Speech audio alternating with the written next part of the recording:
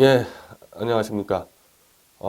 미디어치 TV 이번에 이 강수산 기자를 영입을 해서 와서 보니까 저희는 맨날 녹화만 했잖아요. 보니까 뭐 자기 장비를 들고 와가지고 이 생방 시스템을 해놓은 것 같아요.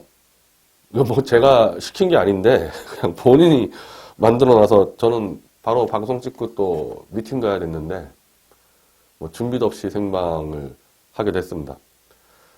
오늘 내용은 지금 홍준표 6시에 여의도 당사에서 기자회견을 열고 박근혜 대통령 출당 결정을 했다. 이런 기자회견을 했고, 이게 지금 기자회견문입니다. 기자회견문인데, 뭐, 구구절절, 뭐, 헛소리예요 다. 뭐, 어쩌고저쩌고, 뭐, 박 대통령이 1998년 대구 달성 보궐선거로 들어와서 2004년 때 당을 구해내고 2012년 때 대통령 당선되어 뭐 쭉 하는데 뭐 결국 지금 이 얘기는 박 대통령을 무리하게 구속기간까지 연장하면서 결국 지자체 선거 때까지 이 이슈를 끌고 가서 보수를 괴멸시키려 한다.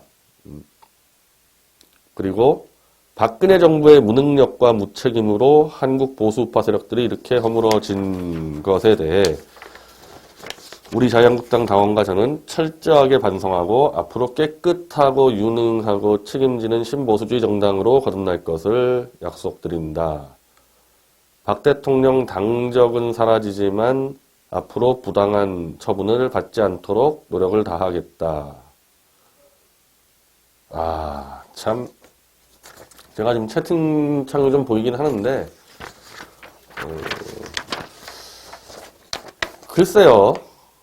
일단 난 이 내용을 떠나서요.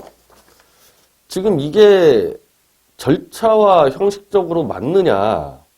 지금 홍준표 한 명이 튀어나와가지고 박 대통령 쫓아낸 그런 격이 됐는데, 이게 아니라는 겁니다. 이거는 지금 홍준표가 기자회견문 발표하기 전에 이제 김태흠 한국당 최고위원이 2시 반에 기자회견을 한 건데, 오늘 오전에 최고위원 회의 끝나고 어떤 보도 쏟아졌습니까? 최고위원 회의에서 홍준표에게 박 대통령 출당 결정을 위임했다는 보도가 쏟아지지 않았습니까? 저는 그게 도저히 이해가 안 됐던 게, 어떠한 의사 결정을 당대표에게 위임하려면요, 그 자체로 의결이 돼야 돼요. 지금 우리 당도 마찬가지인데 최고위원회가 퍼물이 있는 게 아니거든요. 의결 딱 두들겨서 찬성 몇 명, 반대 몇 명 이렇게 돼야 될 거 아닙니까? 근데 지금 김태흠 의원의 기자회견 내용은 최고위원회에서 홍 대표와 격론을 벌이면서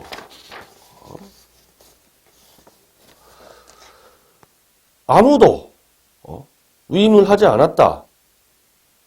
위임을 하지 않았다는 겁니다. 홍준표에게 위임을 얘기한 사람은 딱 한 명이다. 뭐 아무래도 홍준표의 오른팔인 이종혁 최고위원 한 명이겠죠. 나머지는 위임을 하지 않았다는 거고, 여기 김 최고위원이 또 지적한 게 오늘 특이한 것은 유여의 최고위원이 의사표현을 하지 않은 것. 다른 최고위원은 전부 입장을 밝혔는데 유 최고위원은 입을 지퍼로 닫았다. 야, 정말 보수파리 기회주의의 극치를 보여주는 거죠. 다 입장을 밝혔다. 김태흠 최고위원은 최고위 의결 없이는 박 대통령 출당 불가. 그리고 김태흠 최고위원의 말로 볼 때는 다른 최고위원들도 위임은 불가. 말이 안 되죠. 왜냐하면 당원 당규상 당원을 제명하려면 최고위원의 의결이 필요한데 그 의결을 하지 않고 당대표에게 위임한다는 게 이게 당원당규 위반 아닙니까? 만약에 위임을 했다면 의결을 들어갔어야죠. 홍준표에게 다 맡기겠다. 이건 뭐 확인할 것도 없이 김태흠 의원의 말이 맞겠죠. 그러면 제가 지난주에 미디어치 TV에서 분석한 그대로 김광림 정책위의장 그리고 이철우 최고위원, 이 경북도지사를 노리는 이 둘은 박 대통령 출당을 반대한 겁니다. 경북도지사 노리는 사람이 그렇게 할 수 없겠죠. 그리고 이재만 최고위원은 뭐 일찌감치 출당 반대 얘기했었고, 그러면 정우택 원내대표 안 된다 그랬었고, 여기다 더해서 이재용 최고위원도, 청년 최고위원도 반대했고, 그러면 찬성은 홍준표하고 이정혁하고 둘하고 류여애는 입 닫고 있었고, 의결을 들어갔었으면은 이거는 부결이 되는 거 아닙니까? 박 대통령 출당이 부결돼야 되는 상황이 홍준표라는 사람이 혼자 툭 나와가지고 해쳤다, 나 혼자. 그래서 이게 김태흠 최고위원도 그렇고 김진태 의원도 법적 논란을 야기한다. 법적 갈등과 논란을. 무효죠, 무효. 출당이 안 되는 겁니다, 이거 갖고. 근데 너무 지금 홍준표가 너무 무리하게 간다는 생각이 안 드세요, 다들? 이렇게까지 반드시 박 대통령을 내쫓겠다는 이유가 이 전문에 나와 있는데 너무 이 설득력이 없어요. 박 대통령이 무슨 당에 영향력을 행사하는 것도 아니고 그냥 놔두고 1심 재판, 대법원 재판, 1심이 아니죠. 여기 당원당규상은 당원을 제명하려면은 대법원 재판이 끝나야 됩니다. 대법원 재판 끝나고 판단하면 되는 거 아니냐. 그냥 놔두면은. 근데 이걸 어거지로 막 내보내려고 하다 보니까 이게 바로 보수의 엄청난 분열과 갈등을 초래하고 그의 반대급부로 썩어빠진 기회주의 보수파리 인간백정들의 실체만 다 드러나고 있는 거죠. 그러니까 사실은 차라리 잘 된 거나 마찬가지입니다. 류여애 같은 애들 이런 사태 없었으면은 저도 계속 같이 친하게 지냈을 거 아닙니까? 이런 일이 벌어지니까 딱 드러나잖아요. 진짜와 가짜가. 자, 그러면 이게 앞으로 어떻게 될 건가? 이 판이. 글쎄요, 사실 이거는 좀 모르겠습니다. 어쨌든 이 원리원칙과 당원당규로 볼 때는 오늘 박 대통령의 출당에 대한 홍준표의 발언은 무효인데 이거를 최고위원들이 무효소송을 할 것도 없죠. 무효니까. 무효니까 무효소송 할 것도 없는 겁니다. 그냥 출당이 안 된 상태로 가는 거죠.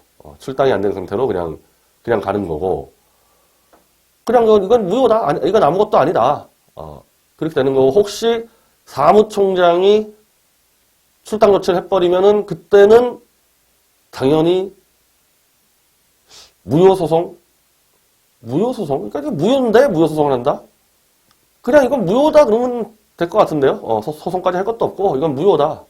이건 아니다.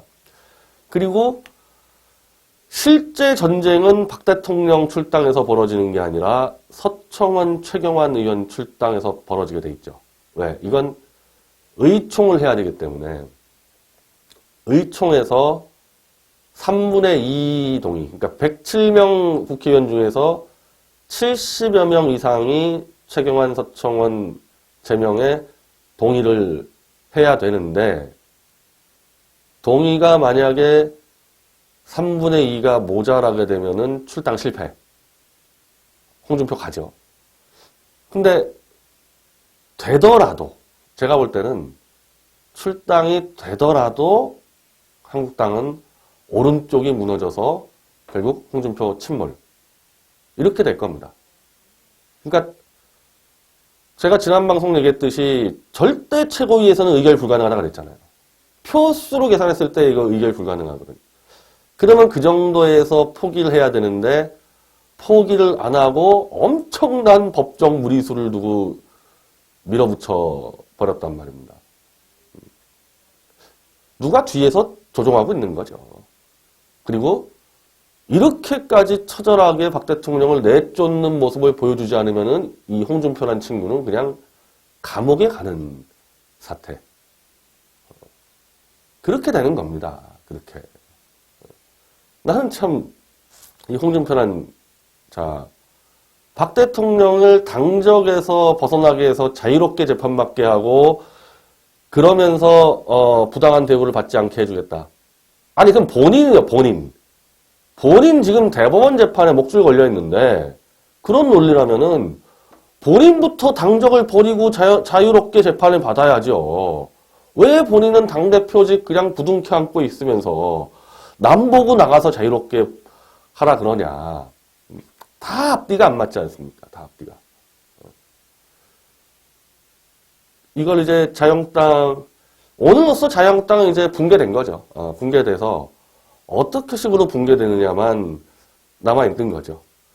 뭐, 우리 당 입장하고 만약에 비교하라 그러면은, 저는 뭐 정치과학적으로 분석하라 그래도 아무 상관이 없다. 우리 대한민국당하고는.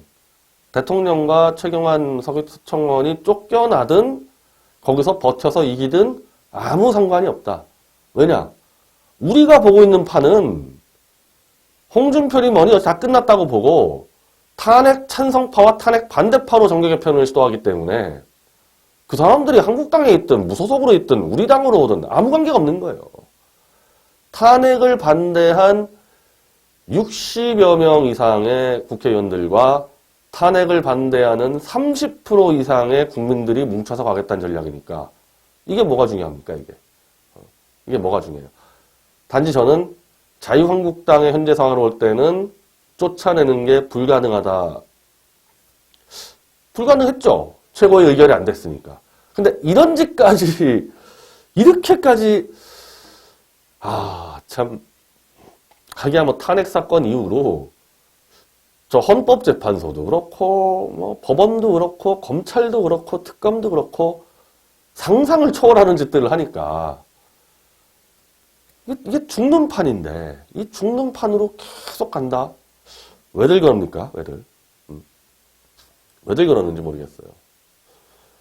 그리고, 오늘은 어떻게 보면 이제 시험방송인데요. 뭐, 제가 이 방송을 생방하면 그래도 한 3, 40분을 해야 되는데, 제가 준비가 안 됐습니다. 녹화방송 하려고 왔다가 갑자기 생방으로 하라 그러니까, 내일 집회 좀 설명드리면은, 내일 집회 좀 많이 나와주십시오. 박 대통령 이렇게 무자비하게 쫓아내려는 부분에 대해서 분명한 이 보수 우파 국민들의 항의 표시가 있어야 됩니다.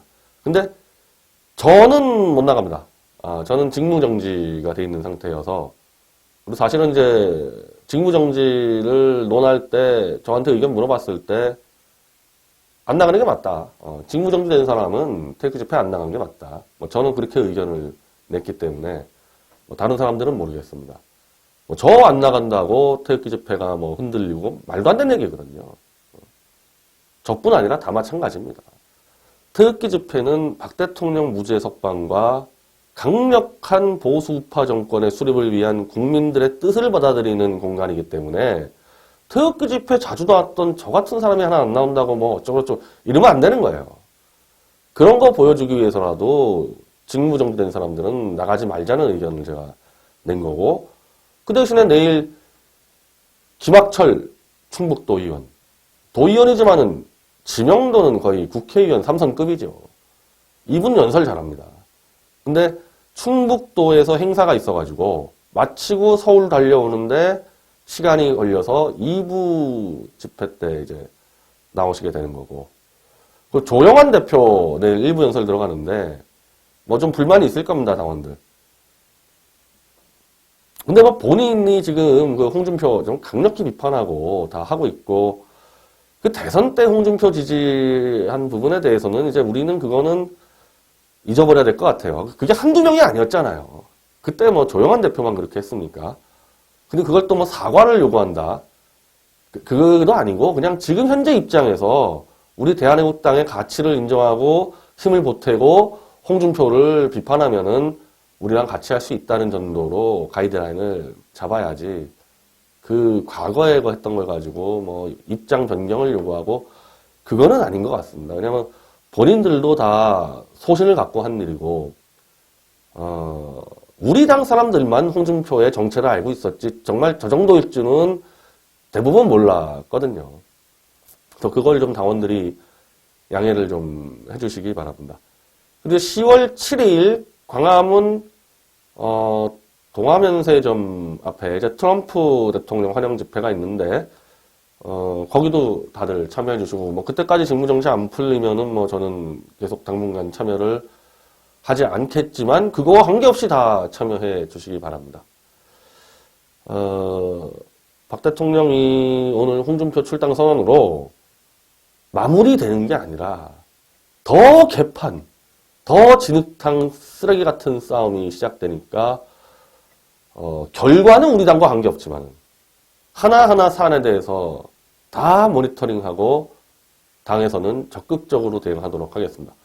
오늘 방송은요, 시험 방송이니까 이 정도로 하겠습니다. 다음 주부터 철저히 준비해서 주로 생방을 많이 하는 그렇게 좀 미디어 TV를 개편하니까 많은 기대 부탁드립니다. 감사합니다.